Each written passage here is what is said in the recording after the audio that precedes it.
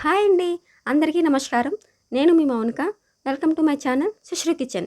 ఈరోజు మనం చెప్పుకోబోయే రెసిపీ గుత్తి వంకాయ, నూనె వంకాయ అండి ఇది.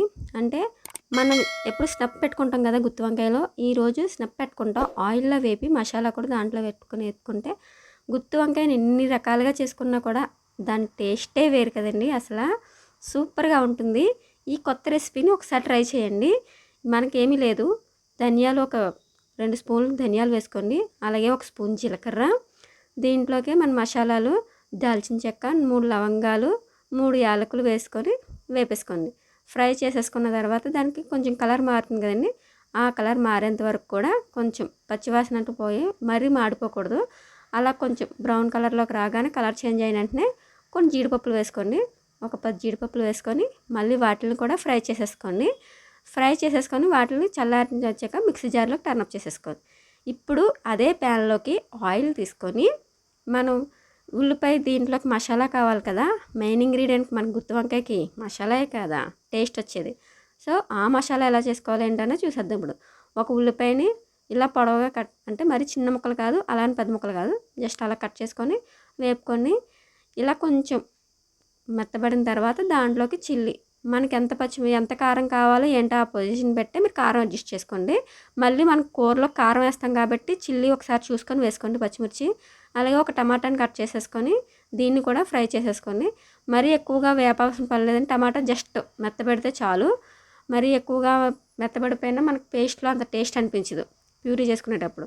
సో ఇప్పుడు మనం ఇందాక మసాలాని పౌడర్ చేసేసుకొని దాంట్లోకే ఇప్పుడు వేపుకున్నాం కదా ఉల్లిపాయ, టమాటా, దాన్ని ఈ మిక్సీ జార్లోకి వేసేసుకోండి.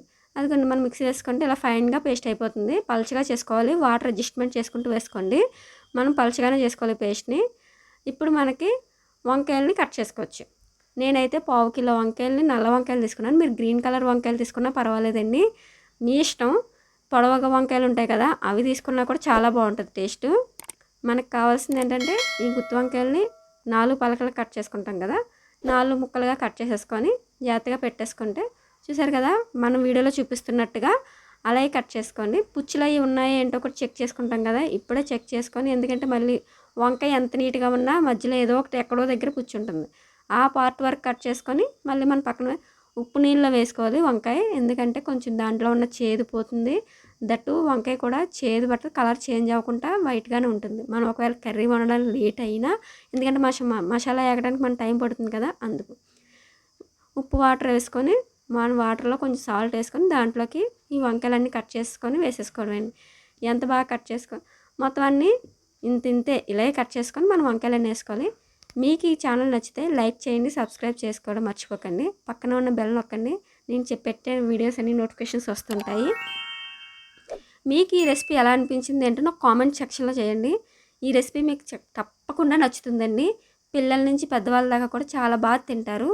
మనం వంకాయలన్నీ ఇదిగోండి చూసారు కదా, మొత్తం అన్నీ కట్ చేసేసుకొని పక్కన పెట్టేసుకోండి. సరే, మీకు ఈ రెసిపీ ట్రస్ట్ మీ చాలా అంటే చాలా బాగా నచ్చుతుంది. గుత్తి వంకాయలు మనం ఎన్ని మోడల్గా చేసినా టేస్ట్ కూడా సరికొత్తగా ఉంటుంది, కర్రీ టేస్ట్ వస్తుంది, మనం తినే కొద్దీ కూడా తినాలనిపిస్తూనే ఉంటుంది. ఎప్పుడు చేసే మోడల్లోనే కాకుండా కొన్ని వెరైటీ స్టైల్స్లో కూడా చేస్తుంటే ఇంట్లో వాళ్ళకి కూడా కొంచెం వెరైటీగా అనిపిస్తుంది కదా. ఇప్పుడు స్టవ్ మీద ఈ వంకాయని డీప్ ఫ్రై చేసుకోవాలి మనం. ఆ డీప్ ఫ్రై సరిపోయినట్టుగా ఆయిల్ వేసుకొని, కొంచెం ఎక్కువగానే పడుతుందండి ఎందుకంటే వేరే విన్నారు కదా నూనె వంకాయని, ఆ నూనె వంకాయ కొంచెం ఆయిల్ ఎక్కువగానే పడుతుంది. సో ఆ ఆయిల్లోకి వంకాయలు ఇప్పుడు మనం కట్ చేసుకున్న అన్నీ కూడా నీట్గా ఒకటి వేసేసుకోండి. మొత్తం అన్నీ వేసేసుకొని మరీ ఎక్కువగా డీప్ ఫ్రై అవసరం లేదండి, ఇది 50% ఉడికితే సరిపోతుంది. 50% వేపుకొని మనం పక్కన పెట్టేసుకుంటే మనకు వంకాయ సరిపోతుంది. మరీ ఎక్కువగా ఎందుకంటే మనం ఆల్రెడీ కర్రీ వండాలి. సో మసాలాలో మనం వాటర్ వేస్తాం, ఆ వాటర్తో పాటు ఇది ఉడుకుతుంది కాబట్టి ఎక్కువగా ఉడకద్దు, జస్ట్ 50% అయితే సరిపోతుంది. మీకు వీడియోలో చూపించినట్టుగా ఓన్లీ 50%కే మాత్రమే మీరు వంకాయని ఫ్రై చేయండి. మిగతా 50% మనకి కర్రీలో ఉడికిపోతుంది. ఇప్పుడే మనం 100% వెతికేస్తే కర్రీ వండేటప్పుడు మొత్తం స్మాష్ అయిపోతుంది. వంకాయ కింద కనిపించదు, మనకి స్మాష్ కింద అయిపోయి మొత్తం టేస్ట్ అంతా మారిపోతుంది. కాబట్టి మనకి డీప్ ఫ్రైకి 50% తీసుకొని తర్వాత దాన్ని ఒక ప్లేట్లో తీసేసుకొని మీకు వీడియోలో చూపించినట్టుగానే వంకాయని పెట్టుకోండి.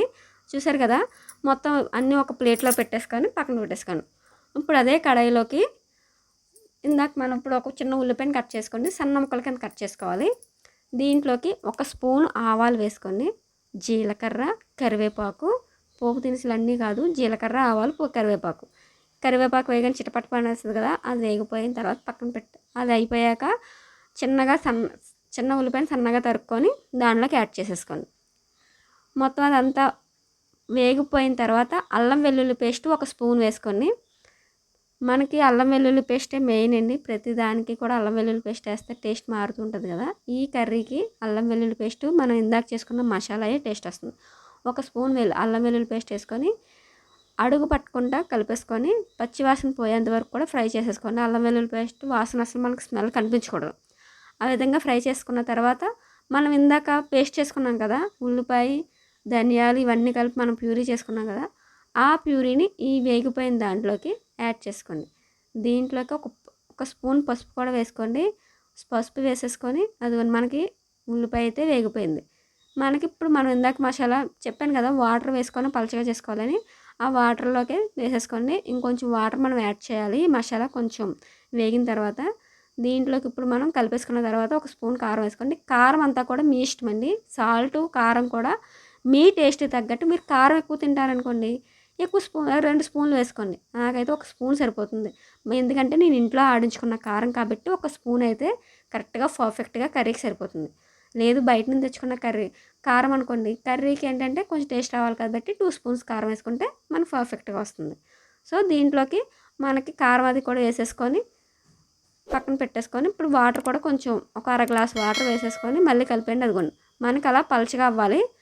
వాటర్ కన్సిస్టెన్సీ కొంచెం వేసుకొని 1/2 గ్లాస్ వాటర్ వేసుకుంటే మనకి మసాలాలో ఆల్రెడీ వాటర్ వేస్తాం కదా, ఒక 1/2 గ్లాసు కాబట్టి టోటల్గా 1 గ్లాస్ వాటర్ మనం మసాలాలు వేసుకొని నీటిని తెరల కాగనివ్వాలండి. వీటిని తెరల కాగిన తర్వాత మనం వంకాయలు వేపుకున్నాం కదా, ఆ డీప్ ఫ్రై చేసుకున్న వంకాయలు ఒకటి యాడ్ చేసేసుకొని ఒకసారి కలిపేసుకొని మూత పెట్టేసుకొని పక్కన పెట్టేసుకోండి. మళ్ళీ మధ్యలో కూడా అడుగు పట్టకుండా కలుపుతూ ఉండండి. మధ్యలో ఒక్కొక్కసారి తీసి మూత కవర్ చేస్తుంది, మళ్ళీ మూత ఒకసారి తీసి కలుపుతూ ఉంటే మనకి అక్కడికి ఏంటంటే కర్రీ అనేది అడుగు పట్టకుండా టేస్ట్ మారకుండా వస్తుంది. కాబట్టి ఈ టిప్స్ ఫాలో అవ్వండి, కర్రీ అయితే మాత్రం చాలా బాగా వస్తుంది. అసలు ఎక్కడ టేస్ట్ తేడా లేకుండా మీకు పర్ఫెక్ట్గా నచ్చుతుంది. మీకు ఈ రెసిపీ నచ్చిందా? లైక్ చేయండి, షేర్ చేయండి, సబ్స్క్రైబ్ చేసుకోవడం మర్చిపోకండి.